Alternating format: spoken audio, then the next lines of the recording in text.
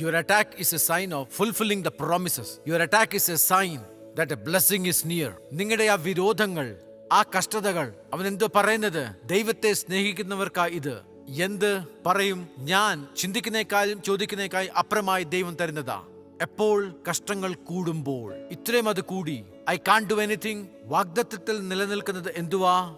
കഷ്ടം. വലിയ കഷ്ടം എന്ന് പറഞ്ഞാൽ എന്തുവാ അത്? മുമ്പിൽ വലിയ കഷ്ടങ്ങൾ കാണുമോ? ഒരു ഭാഗത്ത് കഷ്ടവും മറ്റൊരു ഭാഗത്ത് സന്തോഷം. ഇത് രണ്ടും നമുക്കുണ്ടാകണം. കഷ്ടത വരുമ്പോൾ കൂടുതൽ നമ്മൾ ചിന്തിക്കും. രണ്ടാമത്തെ പ്രയാസങ്ങൾ അനുഗ്രഹത്തിന് വേണ്ടി രണ്ട് കാര്യങ്ങളും ഉണ്ടാകണം. You need to be sorrowful and you need to be joyful. അതാ പൗലോസ് പറയുന്നത്. നമ്മൾ ചിന്തിച്ചു കാണുമായിരിക്കും, അതിൽ പോകരുത്, അതിലായിരിക്കും നമ്മൾ.